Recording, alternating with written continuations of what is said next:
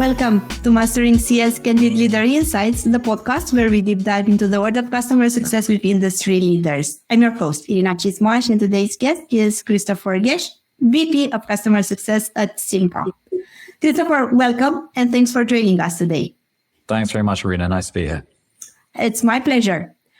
To kick things off, I want to ask you, how did you find your way into customer success? Yeah, great question. I fell into it. I worked at a B2C company which had a huge consumer dream. And as is the case with many B2C companies, we ended up realizing, hang on, we actually need like a revenue stream here. So we ended up moving into B2B. We were working in hospitality.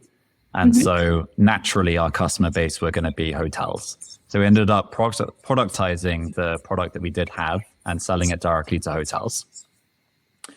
And we then actually started to sign up a few hotels, a few customers. And we were a very small company at that point. Our CEO then said, super casually in the office, hey guys, we've actually got some customers here. Like, who's going to look after them? And I quite like building relationships. So I said, yeah, I'll do it.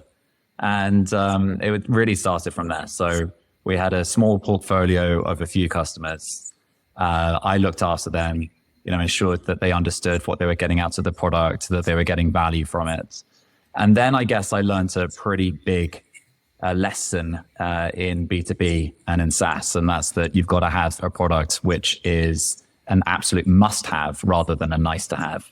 And so that ended up in us very much evolving the product base to understanding what is the biggest pain that our customers are facing, how should that have an impact on the product that we're selling. We then iterated the product and everything sort of took off from there. So I ended up going from having a small portfolio of customers myself to us then growing from 30 odd customers to signing up the odd boutique hotel there, small hotel groups, large hotel groups, massive partnership deals. And then suddenly we had 14,000 customers. And that scale journey that came with it was certainly the most exciting lesson in my career up to this point. So that really forced me to move from being a CSM to handling a team of CSMs, building out approaches for large hotel groups, which would basically be your enterprise customers, all the way through at scale approaches for these smaller long tail customers that we found ourselves with as well. Well, we're gonna dig deeper into the scaling process and what were the goods and the bads of that part, because I'm sure that there were also some unpredictable things that happened in scaling the team process. You mentioned that you started into B2C and you pivoted into B2B.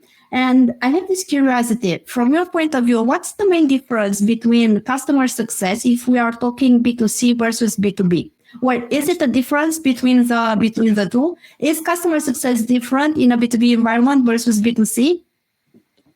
From my experience, yes. With B2C, I think you can lean on the brand a great deal more. Whereas I think when it's B2B, essentially your stakeholders, they are businesses, which will be expecting to get a certain amount of value out of a product and will want to drive a return from the product that they're buying. For as long as there is another product or another solution in the market which can deliver a greater return, you are at risk of churn. And so I think the dynamics are very different between B2C and B2B. Of course, there are some commonalities around how you manage a community versus how you manage a base of customers. But I think the dynamics and what needs to be delivered for a B2B company is very different to a B2C company, yes. I really like the fact that you made the association between B2C and community. I think this is what you were mentioning, right? So for you, B2C, it's a community. It's a very nice analogy. I want to ask you if you think that CS is different depending on the industry and what you do and how you approach it. Because you mentioned hospitality. Have you been operating in other industries? Have you noticed differences between the way you apply customer success depending on the industry?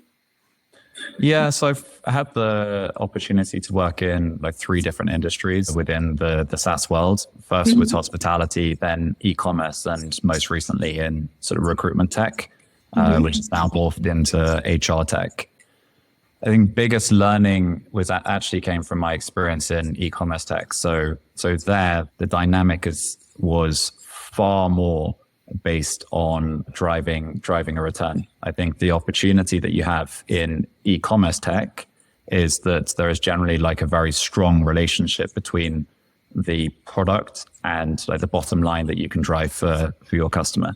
And, I think that is both an opportunity, because if you have a strong product, it's relatively easy to like demonstrate. You pay me $1, I can pay you back $10. But it's also a challenge, of course. It means that if you do have a product which isn't able to deliver those numbers, then again, you find yourself in a potential churn risk situation.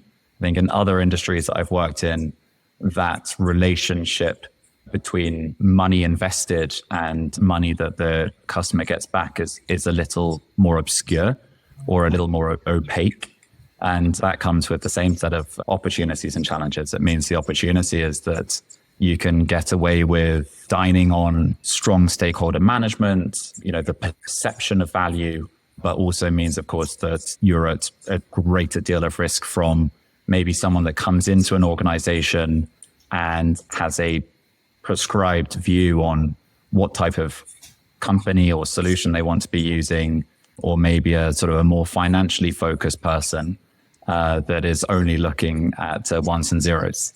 So, opportunities and challenges wherever you find yourself in customer success. CS is never a straight line, right? It's a roller coaster.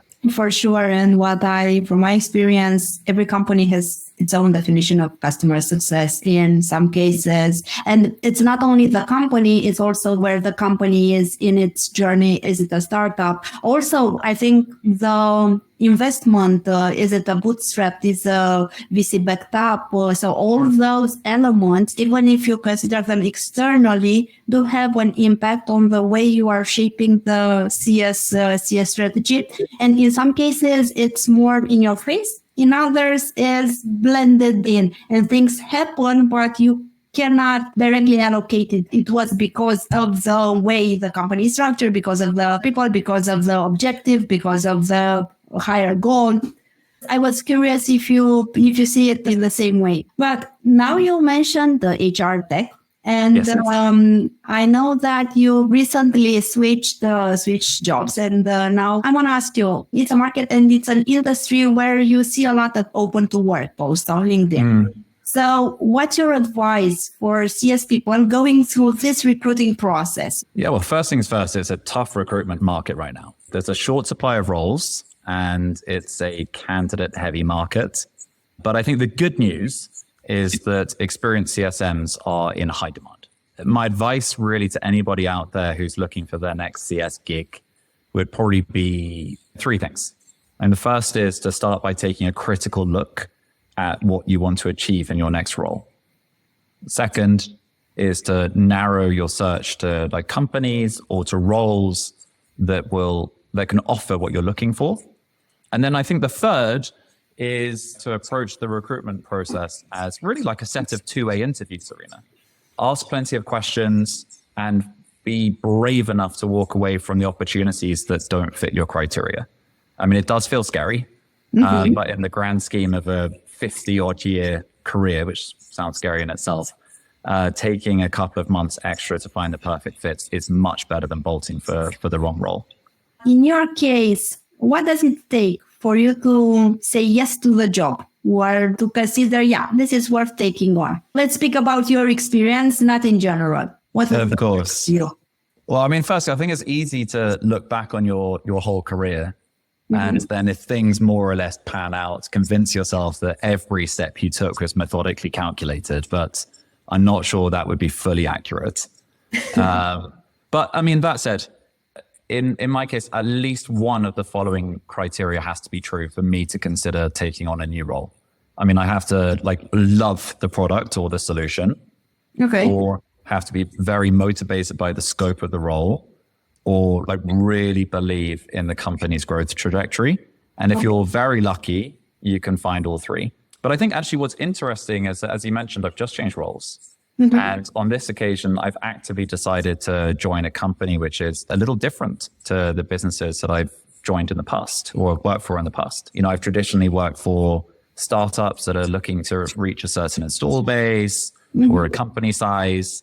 And on some level, I think I was afraid that I'd be typecast as a CS leader for these types of companies at this stage of growth or this stage of maturity. So I've decided to go down a slightly different path, take on a fresh challenge. And hopefully as a result, open myself up to brand new learning opportunities as well. What happened that you said, okay, I'm going to step up, I'm going to go out of my comfort zone? Yeah, well, there are push factors and pull factors in most big decisions in life. Exactly. And I have to say, I really like the push and pull strategy because it reminds me of the job to be done methodology. Yeah, right. Yeah. Yeah, I used to work with a lot of people who are very, very keen on that methodology. And I have to say there were no push factors from my previous role. It was entirely around being very enticed by the stage of the company that I've now joined, Sympa. I think they're at a really interesting stage of their evolution. They are about 20 years into their growth journey. They've got quite a sizable install base. They're in a position where they've taken a number of steps to modernize ways of working across the organization, and that's been rolled out department by department. And I think that there's a lot of opportunity for us to modernize how we work within customer success so we can deliver even more value for the customer base. And they boast a lot of very exciting logos. And I think that there's room for improvement in how we systematically work with these customers. So I think it was a combination between the stage of the business and the size of the business, and feeling that I would be slightly out of my comfort zone by taking on this type of role. I'm curious if you feel like your role fits more into a smaller company or a bigger company, because I do have this strong belief that there are people that can be successful in bigger organization, and there are people that can be successful in smaller teams. In some cases, you blend in, but in my experience, I noticed that some people cannot make the switch. They are either used to work for bigger organization and used with very well-defined roles, responsibilities. And there are people who basically, they feel more comfortable into smaller teams where, okay, you are wearing different hats and it meets different styles. I'm curious, how would this later on? I'm going to ask you this question in, 1 year from now. And I'm curious. Sounds great. Maybe we should do another podcast. For sure, in 1 year, I'm going to reach out and we'll do a follow-up. And speaking about teams, you've built CS teams, either from scratch or you scaled existing ones. You've been also in smaller teams and now in bigger teams. What's been more challenging for you and why? Starting from scratch or scaling existing ones? Tough question. And they're both fun challenges. You enjoy the ride either way, every minute of it. But I think scaling an existing team is more challenging, but arguably more rewarding as well. Yeah. Reason being, existing teams, they have a set dynamic. They have established ways of working, customer-facing processes, and these take time to iterate.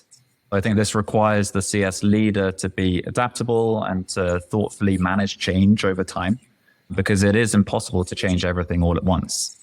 But I found that this is best done by really having an open ear to what is, and probably more importantly, isn't working, and then celebrating what is working and really understand the pain and the impact of updating what isn't working, then creating a game plan to address the team's greatest, biggest challenges, be transparent about what will be fixed by what time and what's going to be the benefit to the team, driving total clarity around what is expected of the CS department, what's expected of CSMs individually, explain why this is important. And then, of course, always be open to input and be open to iterating the plan slightly. And then, and only then, I think once you've built this foundation of trust, can you introduce new ways of working and really empower CS to achieve their goals. It's very fun, but it can be challenging as well. I second you also. I also find it harder to work with existing teams. Yeah. I'm also the person who likes to build things from scratch. But switching from the team side to the business side, I want to talk about two important KPIs in CS, churn and upsell. I want to start with churn because I know that you brought it down to 0 before, which is like, oh man, okay, I really have to find out how did you do that. So let's talk about churn and how did you bring it down to 0? I mean, look, I'd love to sit here and take all the credit, but I really can't.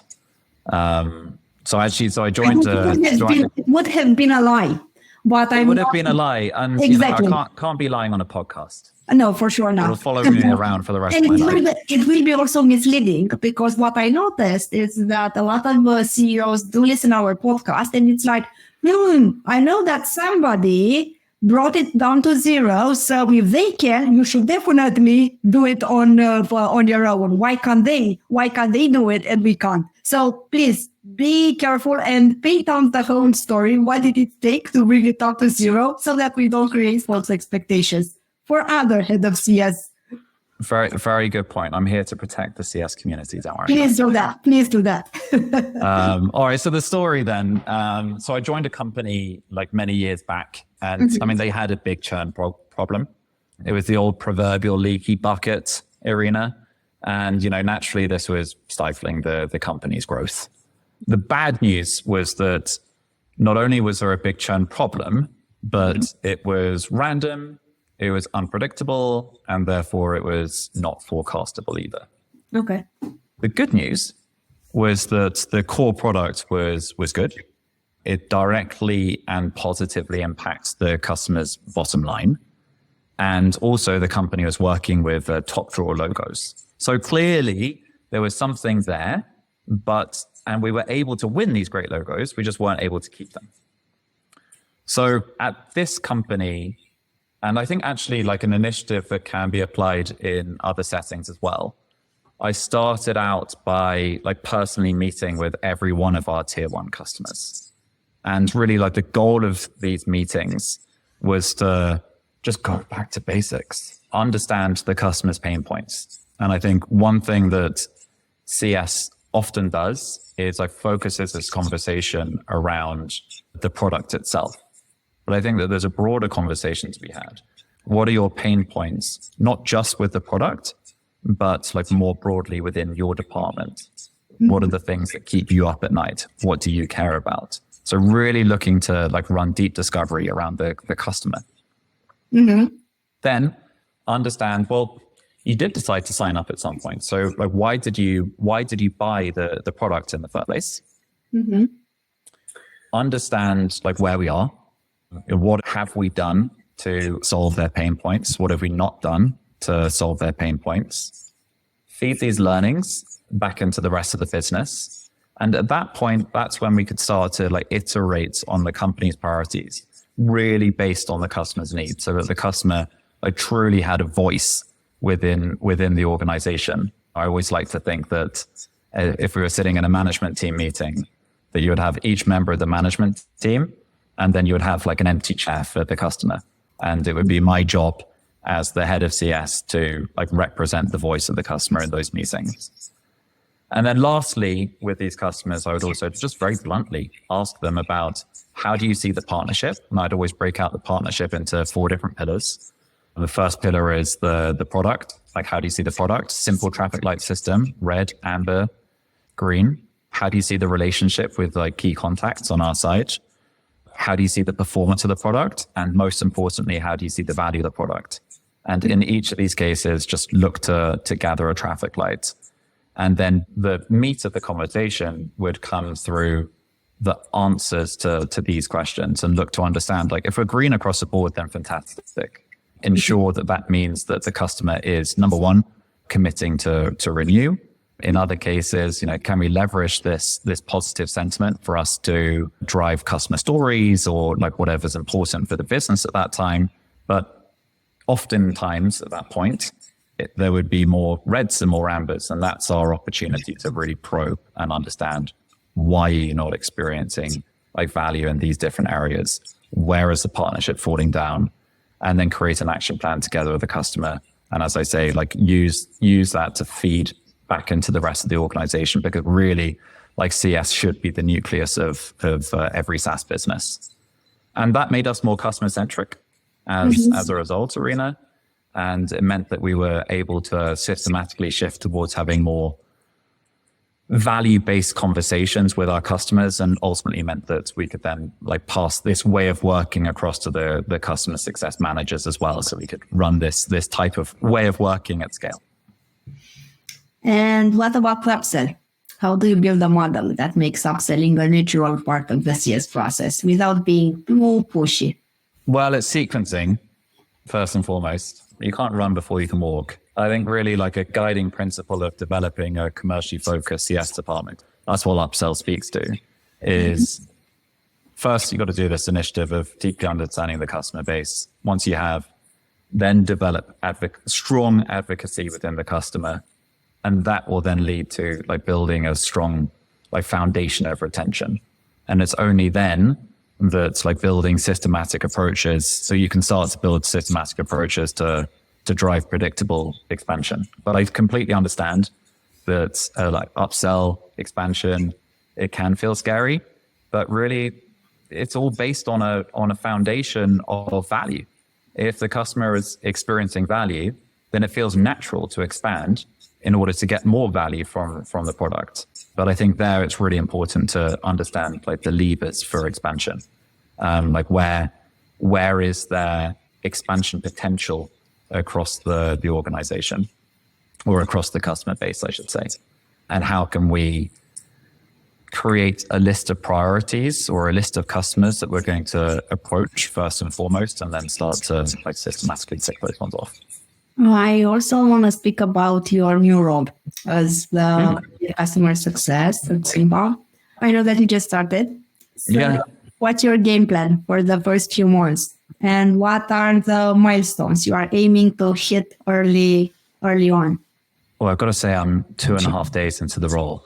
That's good. That's good. Yeah. So I would say don't quote me on this, but you know, the nature of a recorded podcast is I will be quoted on this. But I think in terms of like milestones, the underpinning is that it's all about impact in no particular order. We have an expansion target for 2024, and we need to hit that expansion target. That's one milestone.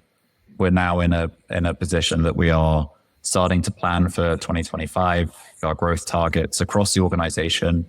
There are, of course, growth targets on customer success's table, both on the retention end and also the expansion end. So it's creating a concrete plan as to how we're going to like attack these 2025 targets. And, you know, I think that can come through some strategizing from my end, but of course it's going to take buy-in from the entire team for us to be able to achieve this, and enablement from the rest of the organization for us to achieve these targets as well. Because I mean, CS can't operate in a silo. And related to that, I think it's also enabling the team. I want to understand like where are the time sucks in customer success today?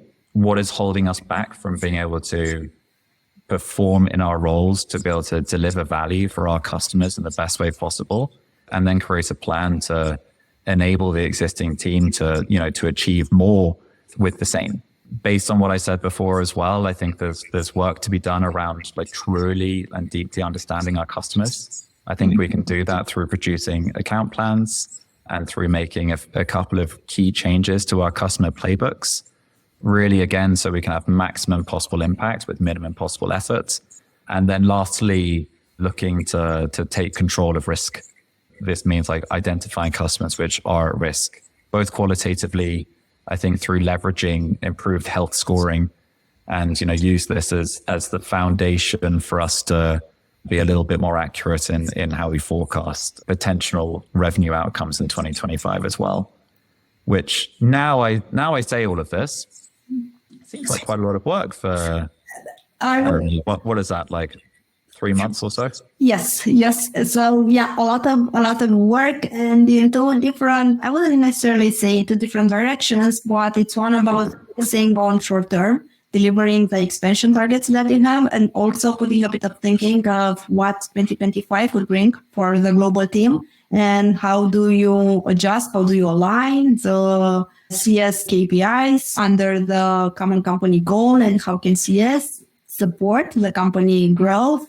And then working on a strategy and a complete plan between all the others. I would say that you do have very ambitious plans. And I want to do take two on this because I'm super curious how this will develop along the way. So please don't ghost me when I'm going to drop an email and tell you that we want to do another episode.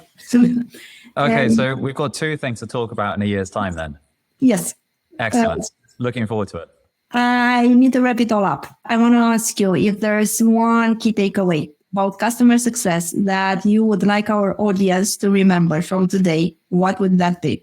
Put the customer at the heart of everything you do. It almost sounds like a cliche, but from my experience, it doesn't always happen. You have a customer success department that the business knows that the customer is important, and yet the customer isn't always represented in all the forums that it should be. So put the customer at the heart of everything that you do. That's how you're going to create value and systematically achieve great revenue outcomes over time. This actually reminds me of the beginnings of the social media, I would say 20 or 25 years ago, where everybody wanted to do it and nobody knew how to do it.